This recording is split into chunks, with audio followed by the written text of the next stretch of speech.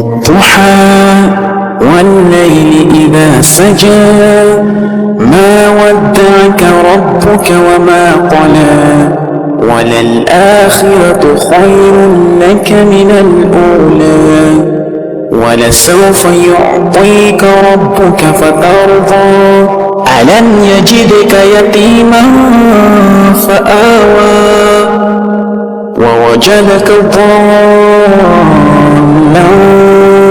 فهدى ووجدك عائلا فأغنى فأما اليتيم فلا تقهر وأما السائل فلا تنهر وأما بنعمة ربك فحدث. Jazakallah. Now please stand everybody for national anthem.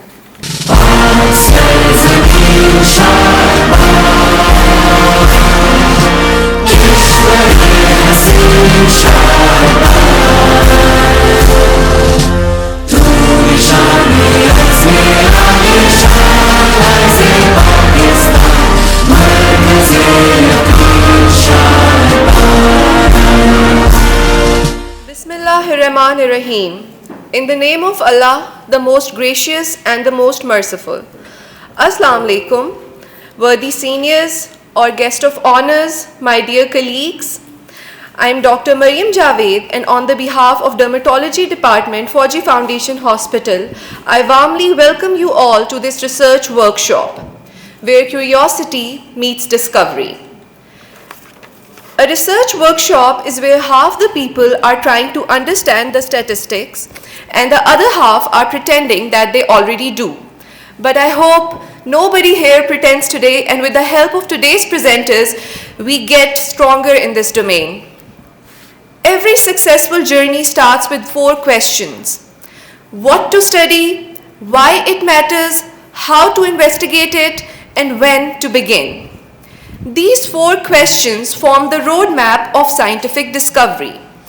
Throughout today's workshop, we will explore each of them, moving from understanding the essence of research to appreciating its purpose, mastering its methodology, and recognizing the right time to embark on this journey.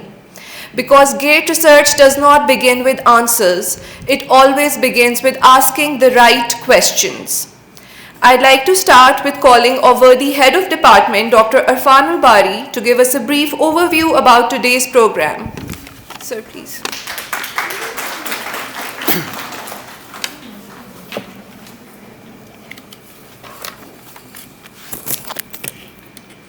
Assalamu alaikum and good morning, everyone. It's a great pleasure to welcome you all to this research symposium. Research is often perceived as complex undertaking reserved for established academicians or experienced investigators. As a result, many clinicians recognize its real importance but remain uncertain about where and how to start. Today's workshop has been designed to address exactly this very challenge. What makes it unique is that it is not a conventional series of lengthy lectures. Instead, it consists of short, interactive, and easily digestible sessions that simplify the research journey into practical, meaningful, reproducible, and sustainable steps. More importantly, it is based on the real experiences, challenges, and lessons learned by our own postgraduate residents during their research journey over the past several months. In fact, the workshop has been conceptualized and developed by these novice researchers who have only recently started their journey, and they will share their own journey with you. Their experience serves as a powerful reminder that meaningful research is not the privilege of a select few. It is achievable for every clinician willing to ask questions and seek answers. The primary objective of this workshop is to sensitize our postgraduate residents and consultants across all specialties to the academic, professional, and clinical impact of research, while reinforcing that research remains both feasible and sustainable despite heavy workloads, despite limited training opportunities, and time constraints. If there is one message to take home today, it is this: research does not begin with expertise, it begins with curiosity. Every clinical problem presents a question, and every question has the potential to generate knowledge and to improve patient care and to improve in scientific impact. Thank you, and I wish you all an engaging and inspiring sessions ahead. Thank you. Thank you, sir. On behalf of Dermatology Department, Fauji Foundation Hospital, I'd like to welcome respected Commandant and worthy Dean of Medicine to this research workshop. Every great discovery begins with a question, and every question leads us to research. To help us explore this foundation, I'd like to invite Dr. Laiba Khan to share her insights on what research is and why it lies at the heart of academic and scientific progress. Dr. Laiba Khan.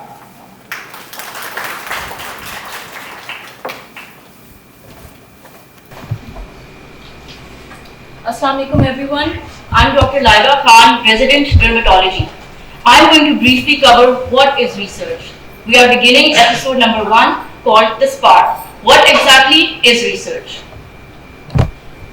So coming to the objectives of this presentation, we're going to define what research is. We are going to distinguish research from informal inquiry, identify the core elements, recognize common research types, and build confidence in approaching research as a structured process. So, raise your hand if you have ever experienced the 2 a.m. thesis topic selection panic, relied completely on copy-paste literature review strategy, or amassed a digital graveyard of 200 downloaded, completely unread PDFs. So congratulations, you're a perfectly normal physician. Research doesn't have to feel mysterious or like a late night crisis. Feeling overwhelmed doesn't mean that you're bad at research. It usually means that the process just needs to be a little bit clearer. So most of us start off looking at research like the first picture, confused, overwhelmed, and not very excited. Hopefully, by the end of this lecture, you'll feel a bit more like the second picture, clearer, more confident, and maybe even a little interested in research. So what is research? Let's start with a simple definition. Research is an organized way of asking questions and finding answers to solve problems.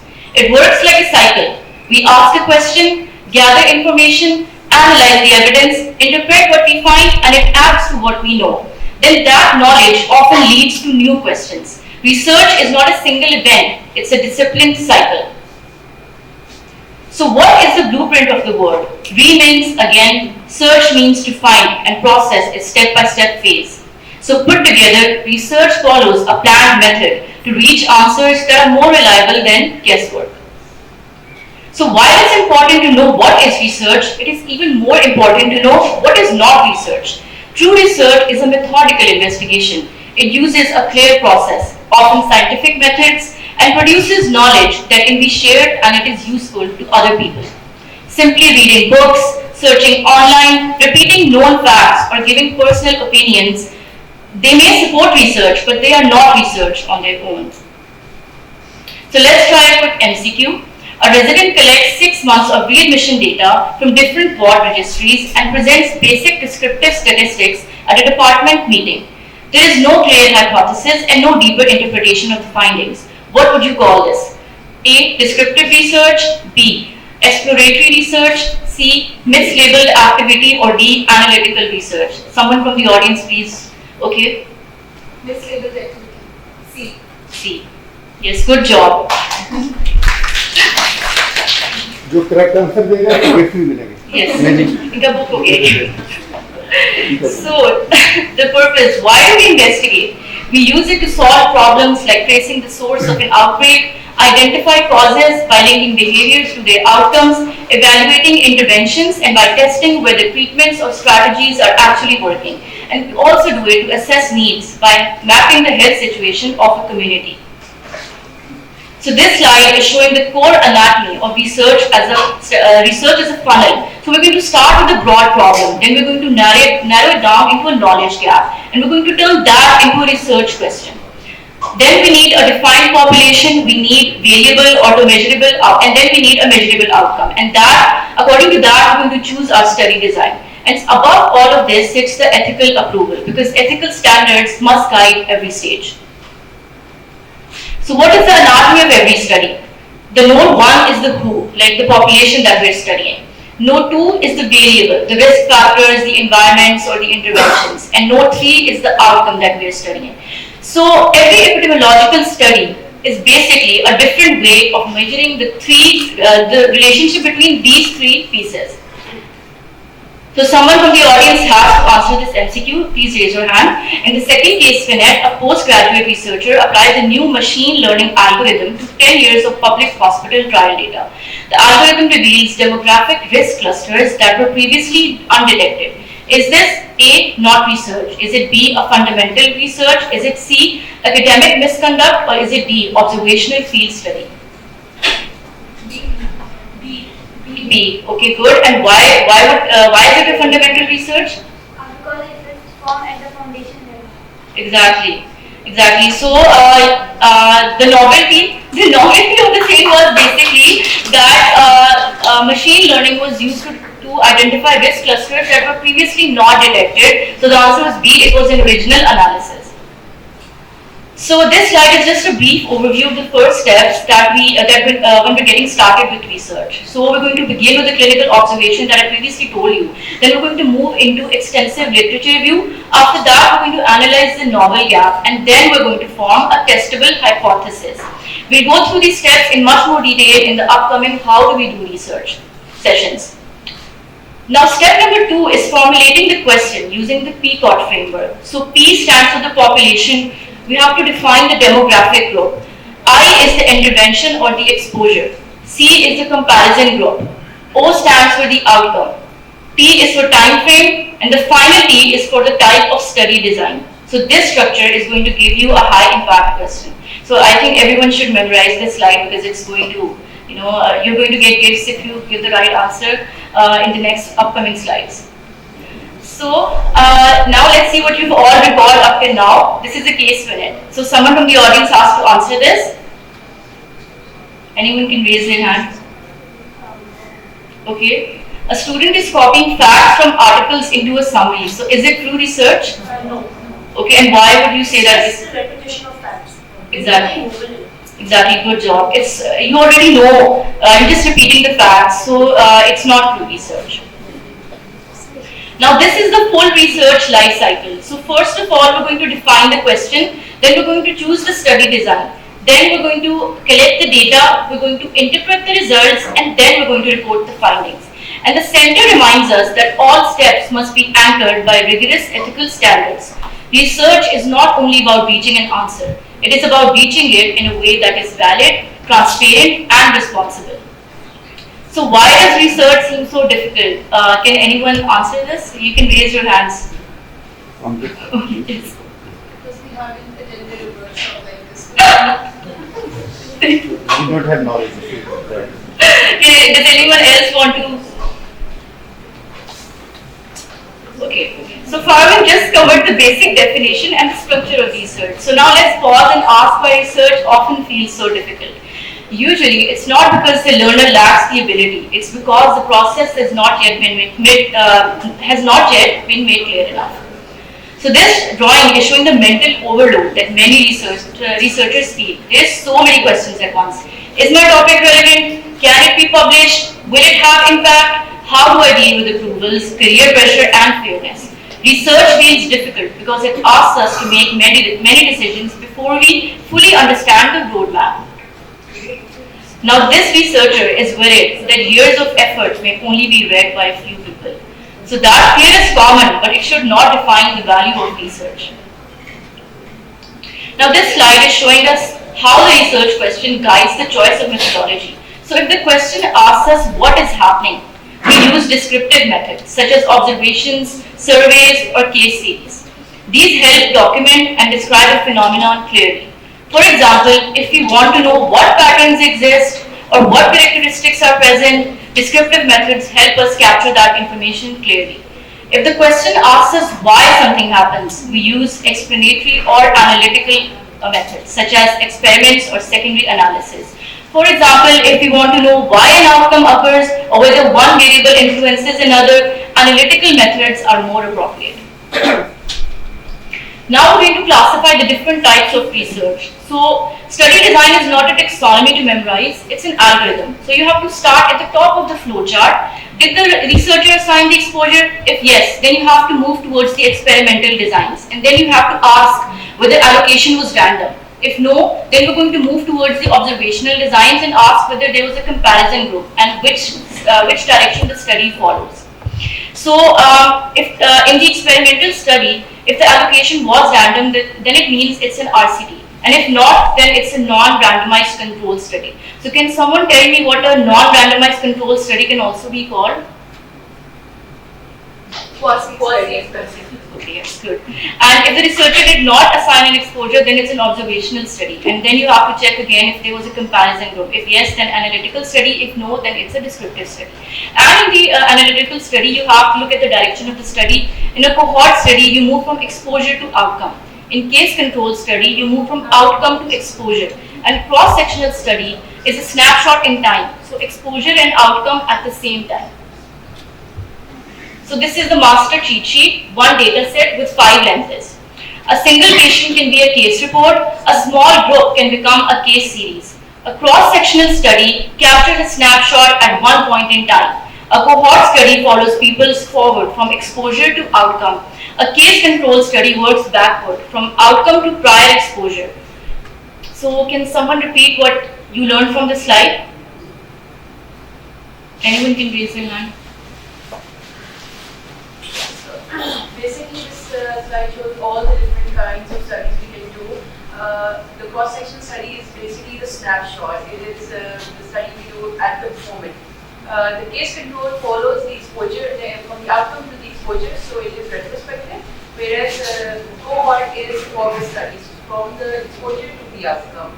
Case report is of a single person, and when we have multiple cases, it is case series. Exactly, good job. So this is a quick MCQ.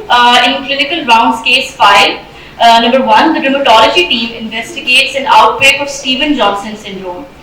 They identify 40 admitted patients with SJS over the last year, then select 120 patients admitted for unrelated minor trauma. They review records in both groups to compare the odds when having prescribed allopurinol in the 4 weeks before admission. So we need to choose the study design. Is it A, a cohort study? Is it B, a case control study? Is it C, a cross-sectional study? Or is it D, a randomized control trial? Exactly, good job. And why is it a case control study? Exactly, good job. So, a summary of the big equation. Research begins with a meaningful gap or question. Then it requires a systematic, evidence-based design algorithm. When those two parts come together, the result should be empirical knowledge that is improving our practice. So as we come to the end of the episode number 1, I want you to pause and think about how we started. Many of us think research starts by, I need a topic. But today, we learned a strong study does not really begin with just a topic. It begins with a gap. Because once the gap is clear, the question becomes sharper, the method becomes logical, and suddenly research feels less like a burden and more like a structured journey. Every strong study begins the same way. Not with a data set, not with statistics, not with the pressure to publish. It begins with one meaningful question. So episode number 1 ends here, but your research journey begins now. Now it is your job to take that spark of curiosity and take it into publishing something. Nothing in life is to be feared, it is only to be understood. A quote by Marie Curie. Thank you.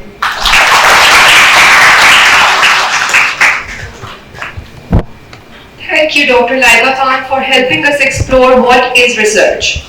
Research is the bridge between observation and innovation, turning ideas into meaningful change. Understanding its value is the first step towards becoming a successful researcher.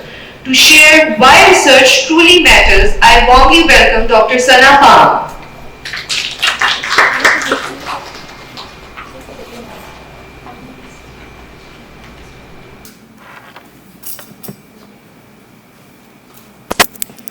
Assalamu alaikum. I'm Dr. Sana Khan, final year resident of dermatology. Today, we aren't just talking about papers and labs, we're exploring the DNA of human progress. Research is the engine that turns I think into I know, and today we'll see how that journey transforms global health and your individual career. Take a look at this image. What do you see? Yeah, it's just a chaotic mesh of networks, isn't it? This is actually a map of human survival showing how we've traveled from the 1870s when hand washing was a radical discovery to the mRNA vaccines and AI diagnostics of today. This is the literal definition of standing on the shoulders of giants. Your daily clinical practice isn't just routine, it is the culmination of centuries of data and rigorous investigation that has engineered modern human survival. Can you see where you stand right now? Think of research as a telescope. It allows us to focus at 4 distinct levels: the global landscape, national policies, the institution we work in, and finally, the individual patient sitting right in front of you. Let's zoom in. At the highest level, research is our universal language.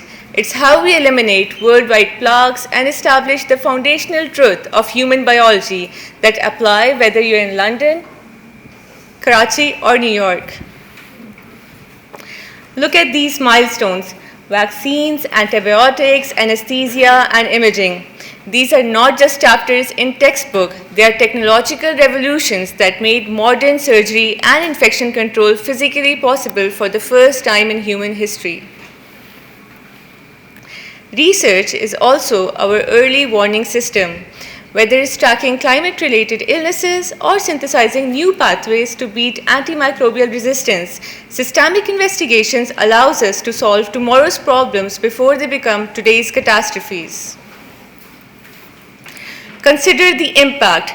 COVID-19 vaccines saved millions through unprecedented collaborations, while immunotherapy is currently rewriting the rules of oncology. Has anyone heard of CRISPR? What is CRISPR?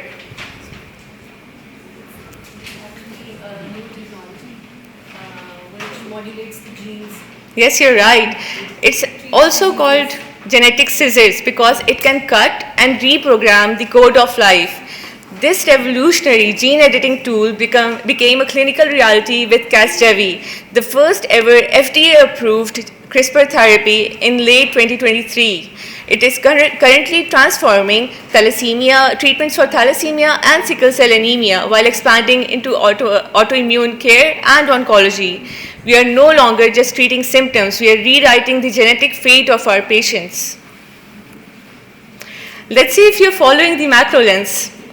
Which scenario best demonstrates the global importance of research? A resident publishes a paper to complete FCPS requirements. B, a hospital updates its departmental protocol. C, development of COVID-19 vaccines that protected millions worldwide. D, a consultant presents a case report at a conference. Yes, you're right. Good job. Now let's move on to level 2. Global truths are powerful, but they mean nothing if they are not translated locally. Regional research takes broad scientific principles and turns them into workable realities for distinct populations with unique challenges. So why can't we just copy-paste international data? Think about it, guys. Because context matters. Local genetics, regional resource limits, and cultural influence dictate whether a treatment actually works in our specific environment. This diagram shows the 4 ways research becomes impactful regionally. It maps local disease exposure, turns data into government policies, and launches targeted control programs. Most importantly, it establishes national treatment guidelines that are tailored to our specific regional constraints, ensuring that we are not just following international theories but solving actual local problems. Let's have another question. A government wants to reduce maternal mortality. Why is local research important before implementing new policies? A. Local journals require more submissions. B. Research improves doctor CV. C. Health challenges and healthcare system vary between population. D. International evidence should not be used. एक बंदा select करना है. Okay, let's have her. ठीक है. Good job.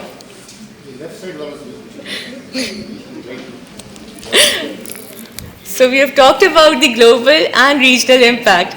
Now let's go inside the hospital walls. Research at the institutional level is about efficiency and safety. It eliminates wasteful, harmful traditions and builds the evidence-based policies that govern our daily rounds. So the shift from opinion-based to evidence-based medicine is a shift from ego to objectivity. It moves us away from "we've always done it this way" and towards peer-reviewed, reproducible excellence that improves patient outcome. As I mentioned, the most dangerous phrase in a hospital is "we've always done it this way." This cycle is the antidote to that mindset. By constantly evaluating our performance against the global gold standard of evidence, we transform our department from a simple service unit into a center of clinical excellence. All right, we'll have the audience from the left this time. Let's check our departmental focus. Which statement best explains why research matters at a departmental level? A. It increases the number of meetings. B. It helps improve clinical protocols and patient outcomes. C. It guarantees promotions. D. It reduces patient volume. B, it helps improve clinical protocols and patient. Yes, you're right. Good job. Finally, we reach the most important level, you. All the global machinery and institutional policies exist for one purpose, to help you make the best possible decision for the single patient sitting in front of you. So why should it matter for you? Research transforms you from a follower of rules into a thinker. It sharpens your critical thinking, accelerates your career growth, and provides the only reliable framework for lifelong learning in a rapidly changing field. This is the 4th question. Which statement best captures the relationship between research and healthcare progress? A. Progress occurs mainly through experience alone. B. Progress occurs when research generates evidence that improves practice. C. Progress depends only on technology. D. Progress occurs independently of scientific investigation. Good job.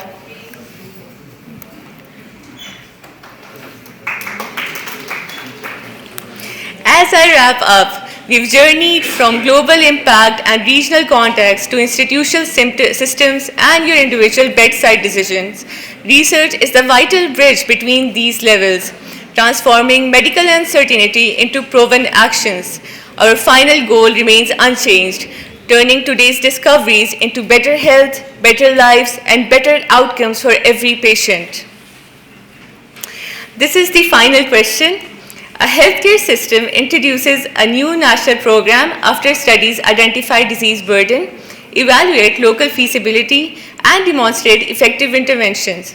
Hospital updates protocols, and clinicians modify their practice accordingly. What is the ultimate purpose of this entire research process? A. Academic advancement. B. Better patient outcomes. C. Increase publication. D. Professional recognition. E. Reduce healthcare cost. Yes, you're right. Good job.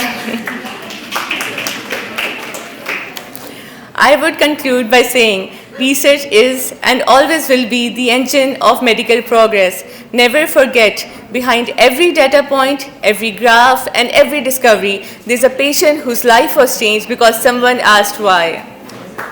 Thank you. It matters even more. To explain how research should be conducted, I invite Dr. Badir Haram to enlighten us.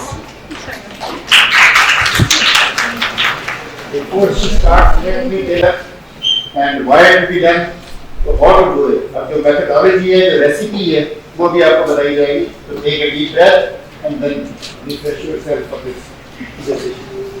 Assalamu alaikum. I'm Dr. Badir Haram, President Dermatology. So, welcome to the episode 3 of our research series, that is how to do research. Seems like you are all still widely awake because of the excitements of the guest, so stay alert in these presentations also. Understanding why research matters is easy. Knowing where to start is the real question. Let's start with a simple example. Like, for example, you are sitting in your OPD and you encountered a patient and you've seen that pattern or something interesting in that, and you are like, oh, wow, this is something new to my patient, or like, is this drug working more better in another patient? So that is basically the curiosity, and you all encounter every day, like, or every other day in your OPD. So research is basically the turning that curiosity into a question. Research doesn't start from like difficult statistics or like journal formats. It starts with a simple question. So today we will look at the practical side of the research and we will walk through those steps, because research is a journey of simple series of steps. But before we begin, let's have a reality check. Let's be honest with yourself for a moment. Like, have you ever felt stuck wondering where a good research question even come from? Like that curiosity which you were thinking this is interesting, where did it even come from? Or like felt overwhelmed by the maze of methodology, ethical approval, and data analysis stuff? Or like, if you are ahead of these two steps, you must be ever worried like Harvard will be rejected, never paid off, or even worse.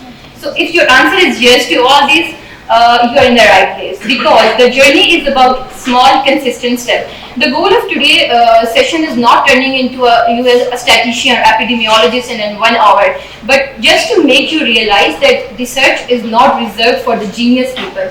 It's just a skill that can be learned everybody. It's a series of small steps. So, for example, I asked you to, like, if you are traveling from Islamabad to Lahore, and I asked you to memorize every road, every kilometer, every turn. So, and you will reach your destination, and you will not choose to listen to me, like most of you must be not right now. So instead, you open a Google map and you follow and focus on the next turn. Research works exactly same. You don't have to see the whole route journey. You just have to focus on the next turn. And if you know the next turn, you know where will you go next. So let's start with those steps. This is the most important slide of today's session. You all have to remember these 8 turns, and that's it. I'm not asking you to remember everything today we are presenting here. Just remember these turns. There's a roadmap, and every turn is basically the step of the research. Like, for example, step 1 is the question. Like I told you, like there's curiosity turning into the question. So first step is forming a question. Second step is literature search. Third step is building a protocol. Fourth step is methodology. Fifth step is ethical approval. Sixth step is data collection. Seventh is data analysis, and eighth is writing and publication. Memorize these 8 steps and the research journey will be very easy for you. So I can ask ahead of these steps, so be alert. The first step is a question. I told you in the start like how you turn your curiosity into the question. So there is a standardized framework which you turn your normal question or like your curiosity, your idea, your excitement into a question, and that question is basically by turning PCOT. So PCOT, as we heard in our first session, anyone remember what PCOT stands for? Yes, please. Yes, please. What PCOT stands for? You have heard in our first session. P is population, I is intervention, C is comparison, and O is outcome, T is the time duration. Yes, excellent. So how you can turn the simple curiosity into a focused, standardized question? Let's forget research for a minute. Let's take an example like Will, resident of FSH, want to travel from Islamabad to Lahore. So let's make a plan together. If I say like we are traveling from Islamabad to Lahore, so who are traveling? Residents. The residents in this question, population is residents. Let's select the mean of travel. How you want to travel from Islamabad to Lahore? Air or by road? Select one. Airplane. Okay, airplane. We select airplane. So airplane is intervention. Okay, we are like covering one by one everything. Intervention. Okay, like how do we know airplane is better option for us? We have to compare it with something, and that will be By road. by road, car. So that's a comparison. Okay, the next step is outcome. Oh, so what we want to achieve? Like we want to save money, or we want to like reach time. Yeah, we want to reach faster. Within T is time frame. Within what time? 1 hour. 4 hours. Okay, 4 hours. And okay, everybody listen this. Like Islamabad to Lahore, airplane, car, time frame. So anyone want to make it together? How this question, daily life question, convert into a peacock? Like we resident of FFH traveling from Islamabad to Lahore does by plane as compared to the air will help us reach in shorter duration within 2 hours. So that's you can convert your simple daily life question into a peacock, and this law exactly lie on the your research question, like how you can turn your curiosity or that idea into a peacock. So let's, instead of rather me giving you more definitions or example, let's create a research question together. Imagine you are in OPD, a patient with a diabetes walk in. We all know diabetes is common, but simply saying I want to do research on diabetes is still too broad. Let's see how people transform that broad idea into a focused research question. Any one of you like volunteer who want to make a question with me on diabetes?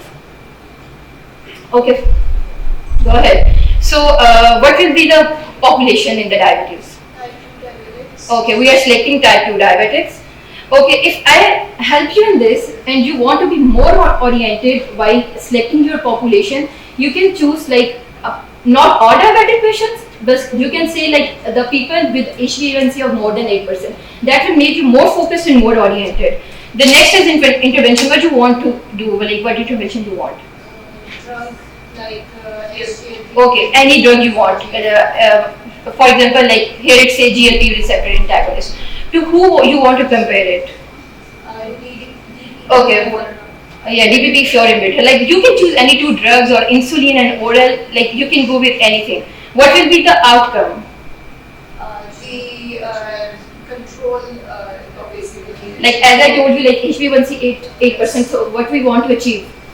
Reduction in HbA1c of less than 8%. And what time you want to? Within what time? 6 months. 6 months is ideal, exactly. So you just make a peacock. In adults with type 2 diabetes mellitus, inadequately controlled HbA1c of more than 8 on metformin alone, there's an addition of it, making you more precise and focused. Does addition of GLP-1 receptor agonist compared to addition of DPP-4 inhibitor result in great reduction in HbA1c at 6 months? Okay, so basically PCOT is a framework which helps you convert your curiosity into a well-conducted study. You can take PCOT as a GPS of your research. Without it, you don't know where you are going, but with it, you know your destination, where you're going, when you will arrive. So PCOT is very important, and it's the first step of your research journey. So whenever you're overwhelmed and there's an idea, like I have an idea, what should I do? Just start with a question and turn that question into a PCOT. There is another example related to my field. So like in an adult patient with moderate to severe plaque psoriasis, does treatment with biological therapy compared to standard systemic therapy improve achievement of PASI 75 at 16 weeks? Anyone of you just guess like what's the population, what's the intervention, who wants to do this PCOT? You will get gift. Anyone volunteer? This is the Okay, go ahead. adult patients with moderate to severe plaque psoriasis. That is the population. Okay. As written, and it is intervention is we're comparing biological therapy with systemic therapy. Yes. And we're achieving, we're hoping for a That's it. achieving a PASI score, reduction in PASI score. PASI is basically reduction is outcome. Outcome. Outcome. And the time frame is 16 weeks. Yes, excellent. That's how you know like what's the population and defining all the PCOT in it. Okay, now you have generated your research question. Okay, I told you the 8 steps. You have just covered the first step. I have told how to generate a PCOT question. Now how you can check like your PCOT is worth like worth pursuing as a research conduct study or is like worth asking? Obviously, you have to check the quality of your question, and for that you apply finer criteria on that. For example, you write down your question and you will apply finer criteria. Here, what's like, can I actually complete this study? So there, like everything is blended in the word finer. F stands for feasible. Like you have to look if you are a resident and you have a 6 months. And you want to say, I want to study million of diabetic people. Of course, it's not feasible. So it should be feasible. It should be interesting. It should excite you, encourage your curiosity, and has personal academic significance. Because if you think like my supervisor liked it, that's why I choose this topic. Of course, it not been sustained for 6 months. So it should excite you. Third is novel. Yeah, that's very important. Like we discussed what research is. So whatever the topic you will choose, it should be novel. Like you can do the study which have already done before, but you can change the perspective of it. You can like select the different population, or like you can just intervene anything in it and make it more interesting. Third is E. E stands for effective and ethical. Effective, you can take effective as another word, focused. Like you should be clear and focused. That question that should be not too broad and not too narrow. Ethical, if everything's fit and that's your question is not ethical, it's not going to work. So that should be ethical standards and consider potential impact. Last, finer is R. R is relevant. Address an important issue and is meaningful to the, like it should have some impact on your society. So by applying finer, you can know whether my question is what perceived as a well-conducted study. So I hope you all got an idea what PCOT is and what finer is. You can say like PCOT is a writing template and finer is a quality check. Okay. This slide just tell like PCOT give you structure, finer check quality. PCOT helps you write it clearly, finer elevates the worth of the question. PCOT answer the question, how should I write it, and finer says like, is it worth doing? That's what PCOT and finer is, and that's like in between the step 1 and step 2. Anyone remember step 2? What was our step 2 on that roadmap journey? Literature search. You have made your question. Now you have to check like is there these researches already been done? Like the question I make, the quality is best, but how I proceed. One of the biggest mistake in research is spending months answering a question that was already answered 5 years ago. Read the literature not to find the answer, but read the literature to find the unanswered questions. Okay.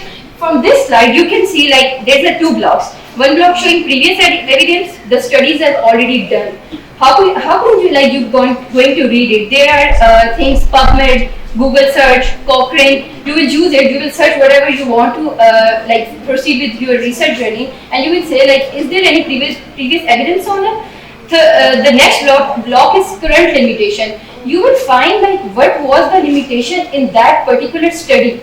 Like what was not done, what resources don't they have, so I can cover. So you are in between the glowing gap. That will be your gap, like the literature search where your journey starts. A literature search, you can see, is like being a detective. Before solving a mystery, you first gather all the clues and then like left behind by the previous investigator, and then you will proceed with your literature search. What was the third step in our roadmap journey? Building a protocol. Yes, building a protocol. It's not a paperwork. It's just a blueprint. It's a protocol which you have. For example, here this is a house. Whenever somebody is constructing house, they don't start with painting the walls, right? What they need? A strong foundation. So, what's the strong foundation in your research journey? The research question and the objectives. Yeah, the research question which we just discussed. So research question is basically the strong foundation of your journey. The next is the walls. Like you made the foundation, now you build the walls, and that is methodology. Like how will this structure stand up?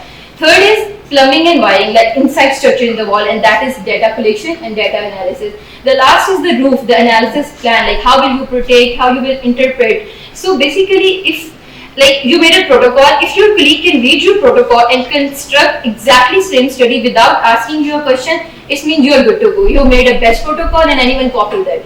Okay, that's a protocol. So let's recall for a while. A junior researcher is selecting a topic for a clinical study. He wants to ensure that question is practical, ethically sound, and scientifically valuable before proceeding to the protocol development. Which framework is best to use? Critically appraise the quality of a research question? Okay. Okay. Find it. Yes. You have to apply finder on PCORD. Yeah, on PCORD, the research question you made. Okay, so our fourth step was methodology. Methodology is like the good question isn't just enough. The next step is deciding how you're going to answer that question. So, like you make a question with a PCORD, how you will answer it, and that will cover in your methodology. So, like if I ask you to bake a cake, what's the first ingredient you will need? Eggs, flours, yeah. Basically, these are ingredients. I will give you ingredients, and you will need also a recipe.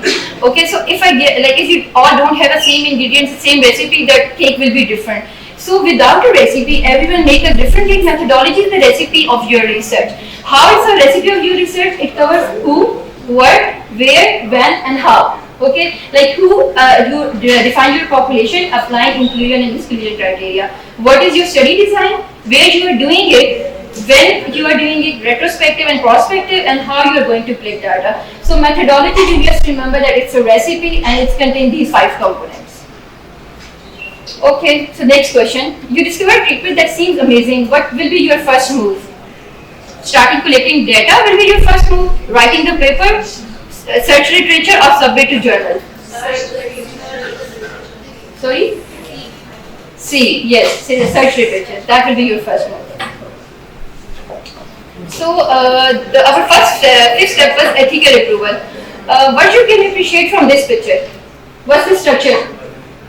Anyone? What's the structure? Guardrail. Yeah, it's a guardrail. Like for example, if you're visiting a mountain area and there are guardrails, what does guardrail basically do? Like, it blocks you from going ahead. It protects. It protects you from falling off the cliff. So take ethical approval as a guardrail. Like ethical committee is not a wall to block you; it's a guardrail to protect you. How many of you think like research, the ethical committee is just between your research and research paper? Like you think like it's just a block. So it's not like that. It's not like that. It's basically there to make ensure your safety. Have you ever heard about the term IRB? IRB. What IRB stands for? Institutional Review Board. Institutional Review Board. And you know the synonym of this? Ethical Committee, IC, yes. So what basically IRB do? Who IRB protects? It protects patients, the doctors and the institutions. Basically IRB protects you, the patients and the institute. Like they ensure there is no harm to the proper consent and data privacy, ensure your methodology is sound before wait 6 months, and the institute, it maintains the scientific integrity of your hospital. So that's basically what ethical committee do. So think of IRB as a quality control department of the research. Ethical approval is not a permission to do research. It's a proof that you are doing it with the right way. Okay. So ethical checkpoint. You want to publish patient's photograph. Can you use them? No. Yes. Someone So how are you going to do your research if no? You have to use your patient photograph, but with consent. That's the proper way, okay? With consent, you have to use them. Ensuring patient privacy is absolute. Identifiers and photographs require explicit signed documentation. Okay, the 6th step is data collection. That was before you go ahead. I think let's recall from step 1 to step 5. Okay. Anyone wants to tell the 5 steps we have just covered? The 5 steps. The question. First step is the question. First is the question. Second, literature search. third, Protocol. building a protocol. Fourth, the recipe. The recipe methodology. Fifth, ethical. Okay, so we are going ahead on a 6th step, and that is collecting data. The iron law of research is collecting data. Like, if I ask you to make a fresh juice from a rotten, like putting rotten fruits in the blender, can you get the fresh juice? No. Of course not. similar like data works. If you give your incomplete, inconsistent data, the result will not be accurate and it will not be meaningful. So when you are collecting data, you have to make sure that your data should be standardized, and it should contain it should not be in different spreadsheet format. It should have a single standardized case format. Like most of us, it should not be. You should not say like I will remember it later. Like for example, all of us they say this in our daily life. Ever we remember it? No, we don't remember. Often we forget. So it's similarly like data, not data collection, but data disappearance. In the same way, if you just like you have a team and you ask to collect data on like you have a team and you ask them like collect data for you, and you just say like please write down the age of the patient, and you didn't tell anything else. The one of your colleague will going to write age 45, another will going to write age FOURTYFID, another will write it 45 year. So that's obviously this is it's not like it seems like minor, but it make a major impact. Like it's not will be meaningful. So for that you have to make a standardized case report form and ensure that everyone on the team input exactly same data. So that first you have to remember. There is a picture. What you can appreciate from this, like what that person is doing, measuring BP. So like in all the 4 pictures, measuring BP is the same way. No, there is no standard. Yeah, the one is sitting, another is standing, another is post-caffeine, another is post-exercise. So without a standardized protocol, variables multiply and data become utterly useless. The most feared slide, statistics. Of course, this is what we think all the time in our research journey, that it starts with statistics. But we just came to know it does not start with statistics, it starts with a question. But you don't need to be a statistician, you only need to know what question you are asking. That's it. Your statistician will run the software.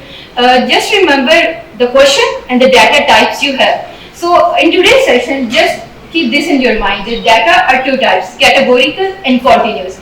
Categorical data is basically put the people in observation into the groups like yes, no, blood group, smoker, non-smoker.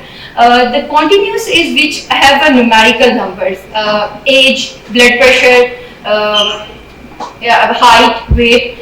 Oh, that's it. Just remember this. There is something else where you don't have to remember this. Like for example, you are using categorical data and you are comparing 2 groups. You will apply chi-square.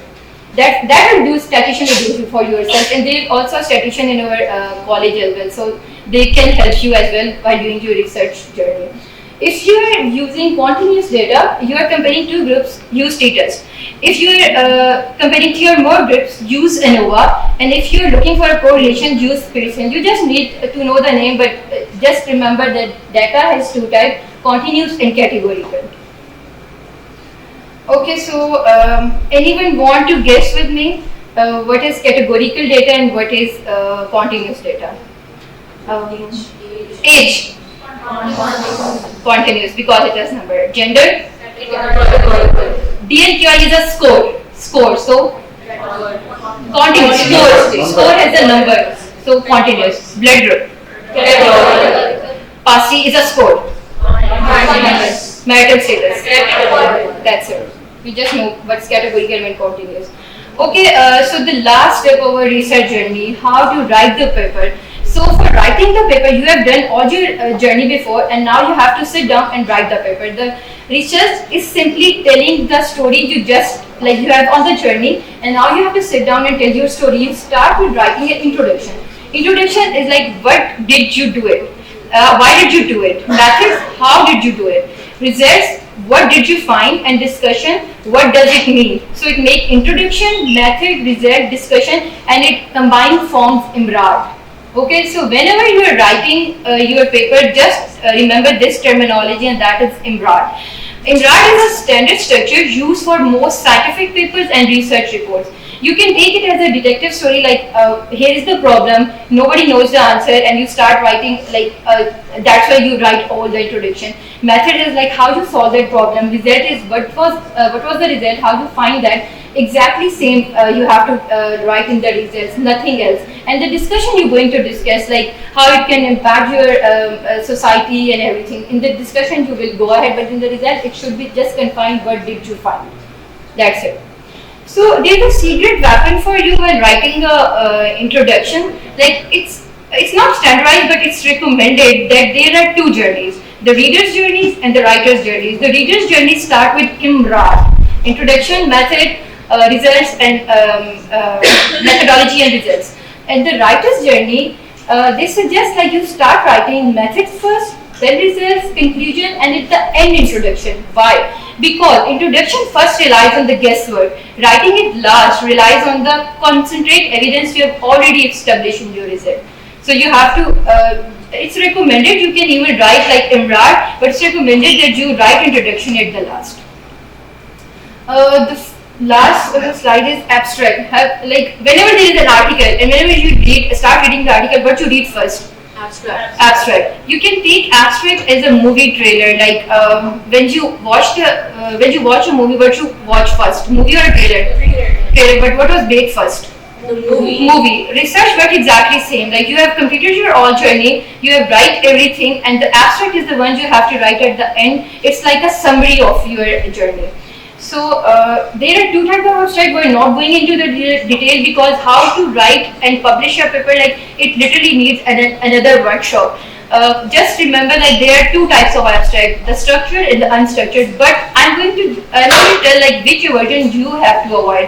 Like you can see the red box. It says atopic dermatitis is a common skin problem. It causes itching. We study some patients, result were positive, and treatment worked well. What's the problem with this? Too vague. Yeah, too vague. No data, over-claiming, and no structure. The green box says it's a gold standard structure. It has a background, it tells objective, methods, results, and conclusion. It is specific, it contains p-values, clear population, and highly scalable. So, ending it with the quote, the common mistake we all make. You have to remember the question should not be too broad. It should not already overdone, like we discussed. You have to do a literature for it, and do not choose the wrong reason. My supervisor like it because it's not going to sustain for more than 6 months. And there is a graph you have to remember, like your topic, impact, and feasibility. Your topic, if you choose a topic and that is 10 by 10, and that feasibility, and it's not feasible, you have no resources and you have less skills, so it's not gonna work. You have the topic impact can be 10 by 7 and your feasibility should be 10 by 10. So optimize for output, not perfection. Don't let the pursuit of a perfect idea stop you from publishing good evidence. So what we have learned in today's session, what is the myth and what is the reality? Which door you select? Myth is research is only for geniuses. Yes, it's a myth. Research is only for the genius. Reality is research is a skill anyone can learn. So final stretch, most of us think like research is for brilliant people with extra time, or people who are naturally good at statistics. But after today's session, I hope you realize that research is simply a series of small steps. This road represents acceptance. We have seen awards, publications, acceptance, but what we don't see is the bends in the road. Submit, revise, rejection, submit again rejected, and then acceptance. So I would like to leave you with one final thought. These differences there's only one difference: those who publish and those who don't. It's not intelligence, it's persistence.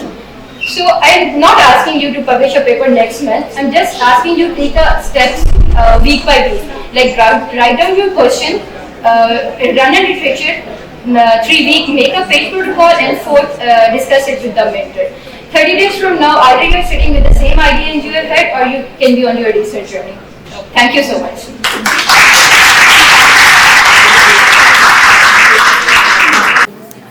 Thank you, Dr. Badeharam, for helping us mastering the methodology of research, and thanks everybody for your patient listening.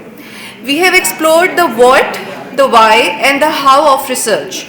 Now comes a question that often determines whether ideas remain dreams or become discoveries. When should we begin? To shed light on this, please welcome Dr. Aima Tariq.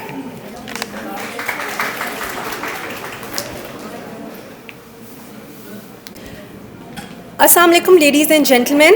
I hope you all are still awake and not very hungry. I will only be taking a few minutes of yours. My name is Dr. Aima Tariq, and I will be sharing with you episode 4 of research, that is, when is the best time to start research. So how many people have ever thought, I will start research when I know a little more or when I gain some more experience? Please raise your hands. Now keep that thought in your mind, because by the end of this talk, I want to convince you that this very thought might be the biggest reason why many talented people never start research. Research is often portrayed as something reserved for experts. Today, I want to challenge that idea. Let's see why so many of us wait. So we have all met this person, someone who says, I cannot start research right now because I need more knowledge.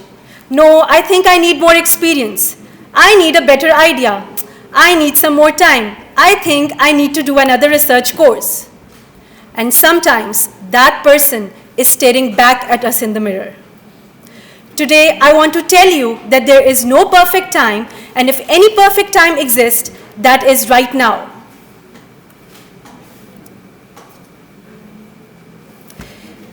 So this slide shows what happens inside every researcher's mind. Actually, no, I will rephrase my statement. This slide shows what happens inside the minds of every person sitting in the room. So you observe, which leads to question. Questions create curiosity, which leads us to do research and investigation, which eventually leads to knowledge and discovery. So how many of you have ever seen something unusual in a patient and wondered why? Please raise your hands.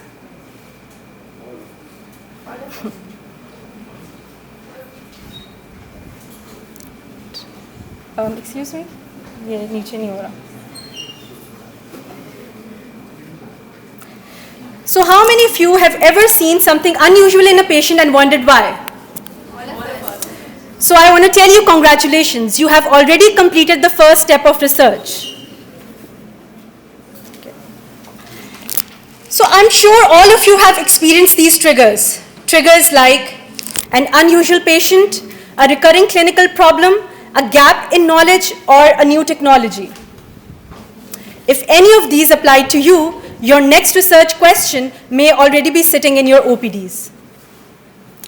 So if I give everyone in this room a research idea right now, would all of them become successful projects?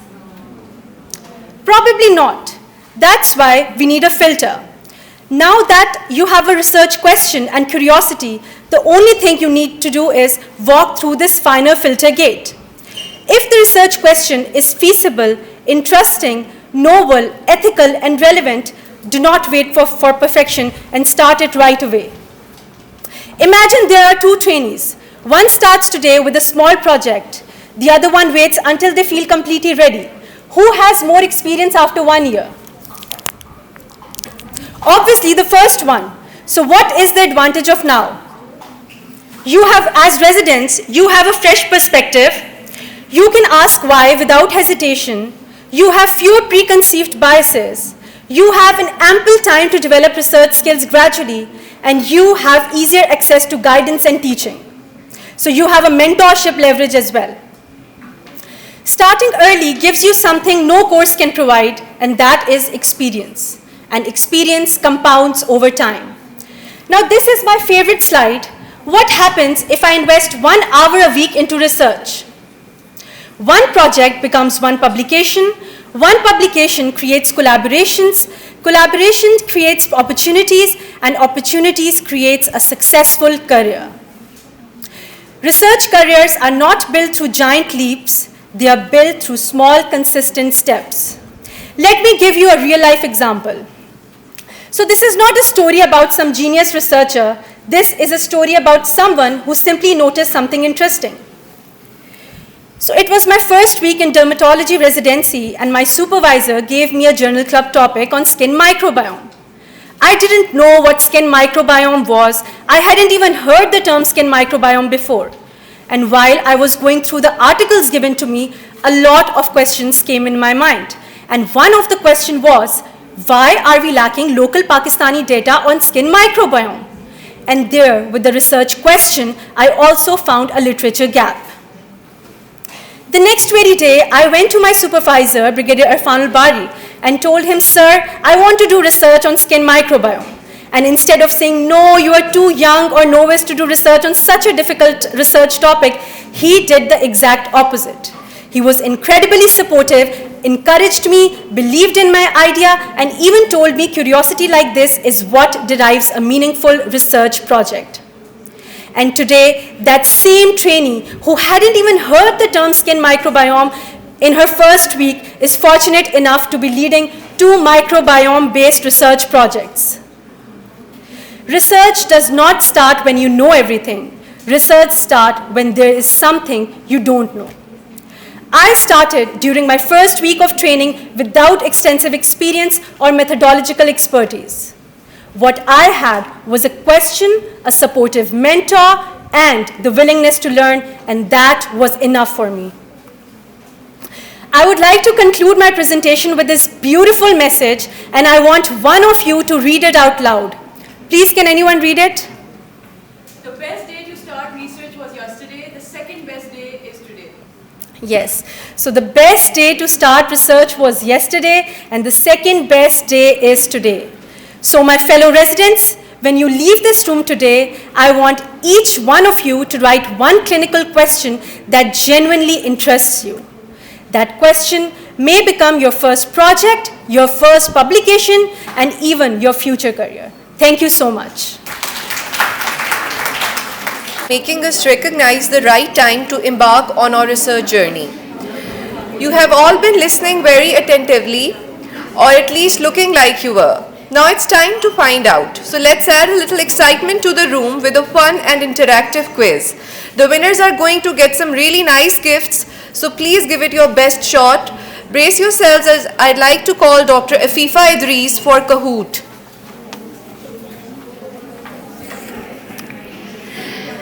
Assalamu alaikum everyone.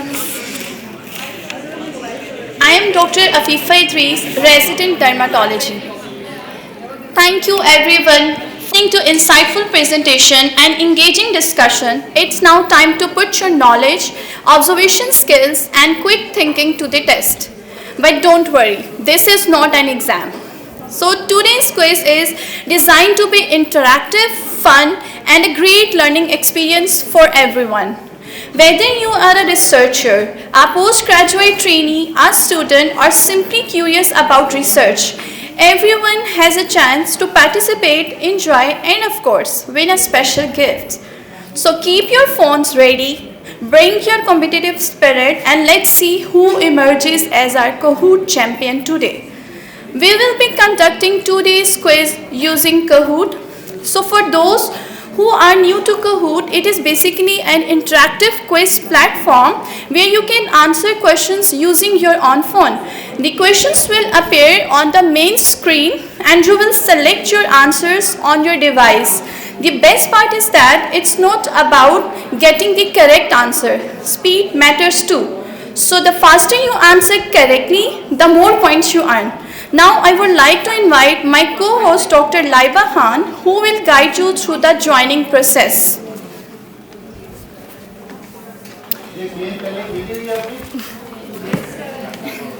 So thank you Dr. Afifa. So since Kahoot rewards both speed and accuracy, let's start with speed first. Please join us as soon as possible and the available participant slots are limited, so don't miss your chance. Have mobile data, you can turn that on, otherwise you can connect to the Wi-Fi for conference hall. Its name is conference room and the password is Pakistan_786.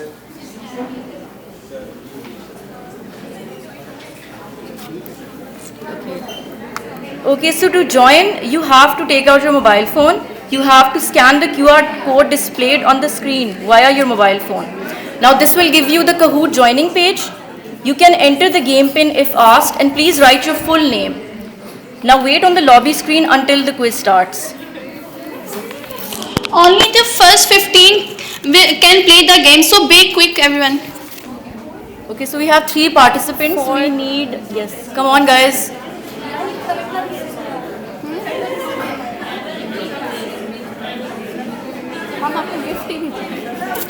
Take out your mobile phone and scan the QR code displayed on the screen using your mobile camera. This will open the Kahoot joining link. Then you can enter the game pin if asked. Write your complete name.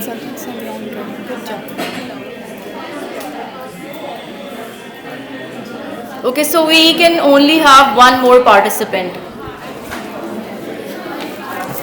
The important rules are basically read the question and options on main screen, and you have to respond by selecting the color on your phone that correspond to the correct answer, okay?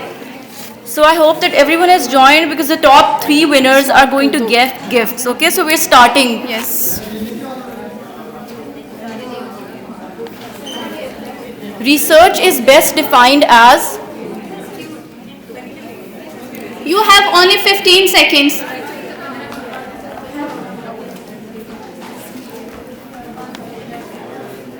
Five seconds to go.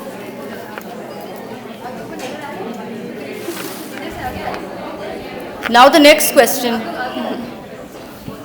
Good luck, everyone. The next question is, true research should include all except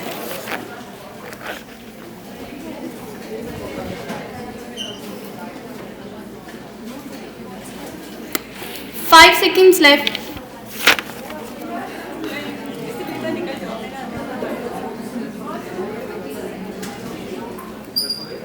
So the third question is, a resident reports bed turnover stats without analysis or hypothesis. What is the best label?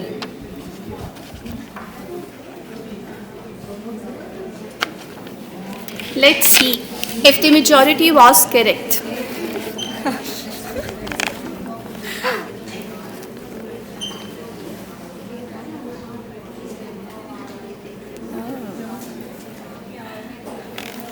Which purpose matches the testing a vaccine against a control group? And options are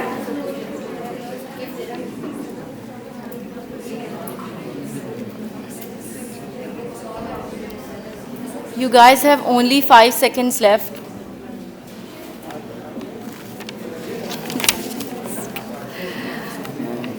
good. So applying a new machine learning algorithm to existing trial data and finding new clusters is? Don't overthink it, just trust your instincts.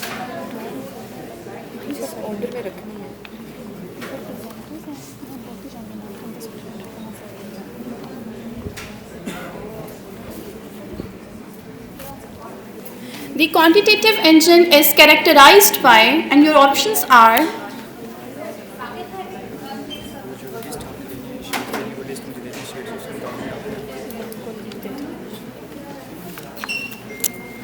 Five seconds left.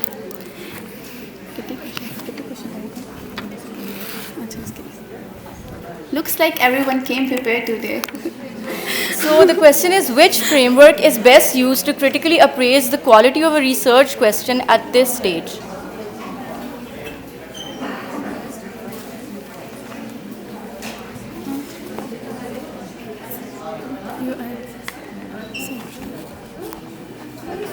Last 5 questions रह गए तो उसके बाद बोल देंगे ना last 5 question का mention करेंगे. Next question is, correct order in identifying the gap is, and your options are Choose wisely because the prize is watching. अच्छा तो हम तो नहीं enjoy कर रहे सारे तो चैट जीपीटी कर रहे हैं.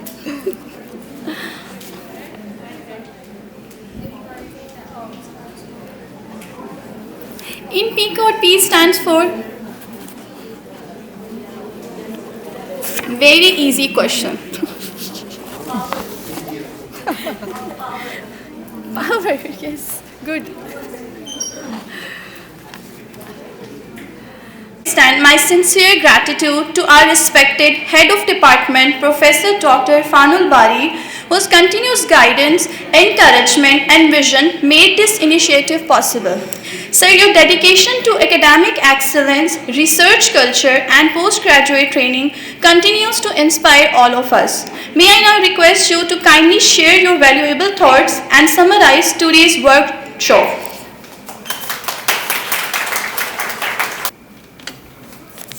Thank you very much.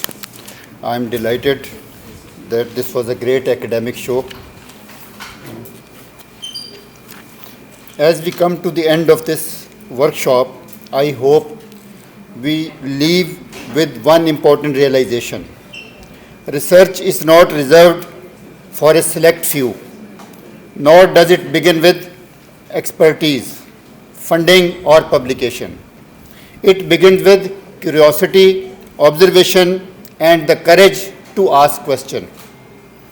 Today, we have attempted to demonstrate that meaningful research is both achievable and sustainable despite many demanding clinical responsibilities and limited resources. Every patient, every challenge, and every unanswered question in our daily life represents an opportunity to generate knowledge and to improve patient care. In this workshop, if this workshop has inspired some of you to take the first step on your research journey, then we have achieved our objective. I thank all participants for their enthusiastic engagement and congratulate the team of speakers, moderators, facilitators, and sponsors for making this initiative a success. Let this not be the conclusion of a workshop, but the beginning of many research journeys. Remember, great discoveries do not begin with answers, they begin with questions. The next important question may be sitting in your clinic right now. Thank you once again, and I wish you all success in transforming your curiosity into discovery. Thank you.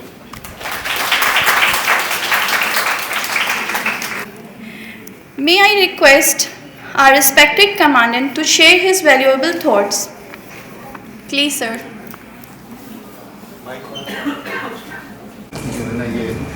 Chairperson है और doctor दुरेश आबाद ये executive member हैं cabinet से, तो भाई जो association of Pakistan Janata organisation, तो ये दोनों वहाँ से रिप्रेजेंट कर रहे हैं। बाकी हमारे डॉक्टर, तो हमने बाहर से किसी को इन्वाइट नहीं किया था, ये बीइंग ऑफिस होल्डर में हमारी एसोसिएशन के, तो फिर इनके प्रिविलेज था इनको हमने बुलाया कि ये एसोसिएशन आप लोग पहले भी आते रहे हैं। ऐसे ऑल्दो मैंने रिसेंटली हॉस्पिटल ज्वाइन किया, हॉस्पिटल ज्वाइन करने के बाद शुरू की चंद चीज़ें हैं जो मैंने अपनी टीम से कही थी। उनमें से एक ये कि training activities, health care awareness campaigns and training activities, इन चीज़ों को साथ लेकर चलें। तो सुबह जब इन्होंने मुझे बताया कि एक्टिविटी शुरू होने लगी है, उस वक्त भी कुछ ऐसी चीज़ें हमारी चल रही थी, एटोडिक surgery allied, HD medicine light, दोनों मेरे ऑफिस बैठे थे। और ये जो आजकल कवर्स वगैरह के इश्यूज, इन पर हम डिस्कस कर रहे थे, ईआर के इश्यूज हमारे चल रहे हैं, उस पर बात हो रही थी। तो आई गॉट डिलेड, और फिर जब मैं आया हूँ और यहाँ पर वो जो पहला सेशन में देख रहा था, इंटरैक्टिव सेशन बड़ा अच्छा एक चल रहा था यहाँ पर, मेरा दिल था कि यहाँ बैठूं, लेकिन बार बार बीच में मैसेजेस आ रहे थे again, and due to my commitments I could not continue over here, I had to leave.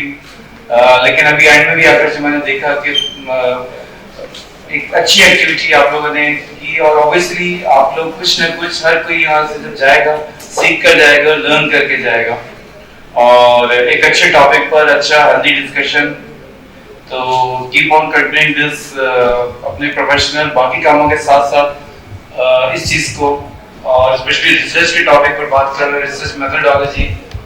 तो एंड में अच्छे क्विज में चलो और कोई भी नहीं ले सका, मेरी तरफ से सभी फेल हैं। इसमें टेक्निकल ग्लिचेस आ जाती हैं।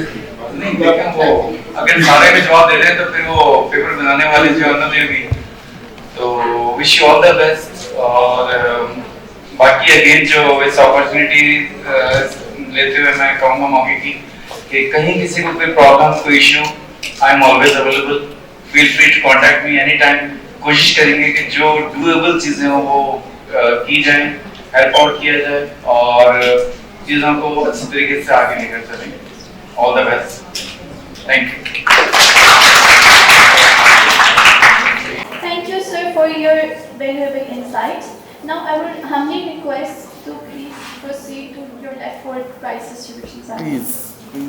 Request Dr.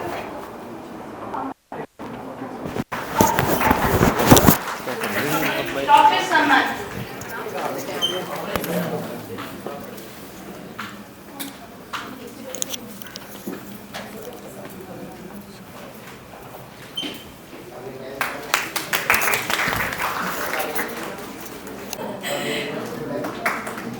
Congratulations, Dr. Fatma. Now our Kahoot champion who secured the top position with impressive speed, accuracy and consistency. Kindly come forward, Dr. Muhammad Adil Khan. Student Muhammad Dr. Adil Khan.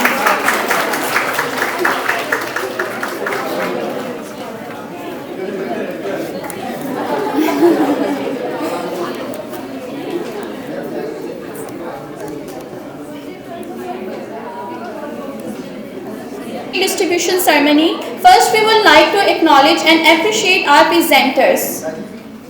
Dr. Laiba Khan. Please come forward to receive your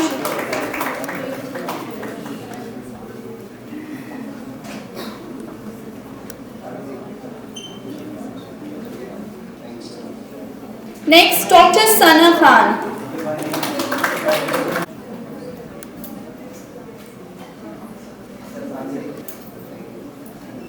Next presenter is Dr. Bade Haram.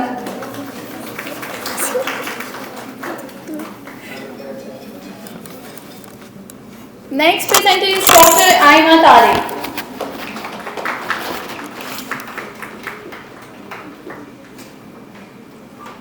We would now like to honor our esteemed guests for gracing this occasion with their presence and support. May I request our respected guest, Dr. Dure Shivar Sikandar, Executive Member of PAT Cabinet, to kindly come forward and receive your shield now. And Dr. Armila Javed, Vice President of PAT Cabinet. Thank you so much. Now I would like to honor our esteemed commandant, may I request our respected Head of Department, Professor Dr. Kanun Bari, to present the shield to our Honorable Commandant as token of respect and gratitude.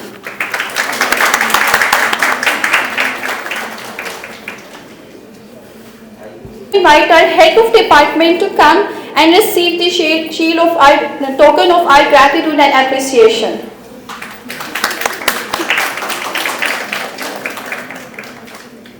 May I invite our moderators to kindly come forward and receive your shields. Dr. Mariam Javed.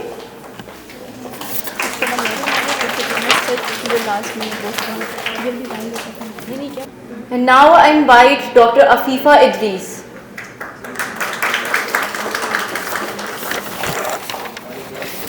And last but not least, I request the Director of Gen Farm, Dr. Muhammad Yasir Mubarak, along with the team to kindly come forward and receive their shields.